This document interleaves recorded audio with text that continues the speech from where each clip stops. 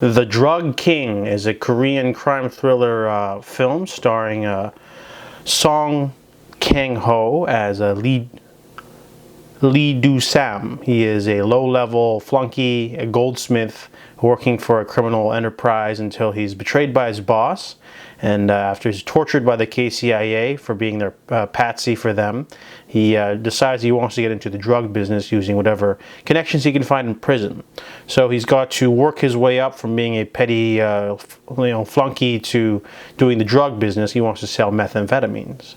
So he's got to get the raw materials, buy them from Japan, transfer them to Korea, make the drug, and then sell it back to Japan and Korea and other places. So this movie has a lot of things going for it. I really like the 70s period piece vibe. They use a lot of music from the era to immerse you in this period piece crime thriller. There's also the political stuff in the background, like the KCIA everywhere, President Park's reign, and there's also a lot of fun side characters. I really like the wife character and some of the shadier people he meets here and there. The movie is very similar to the show Breaking Bad. However, it has to stay, I guess, within the limits of the real story it's based off of, so there's not too much, action going on. However, there's some nice haunting set pieces around the middle and the end.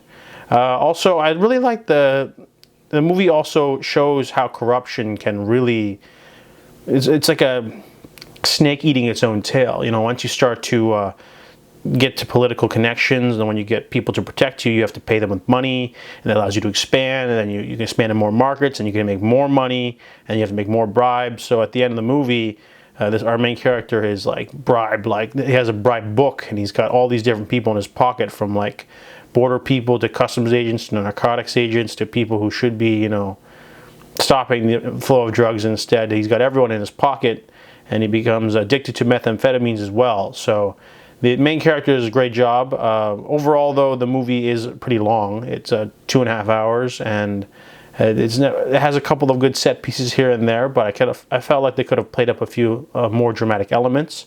For one thing, his rival, a prosecutor, he's very underused in the movie. Overall, it's a fine crime thriller film if you're into that, based off the true story. I give The Drug King a 6.5 out of 10.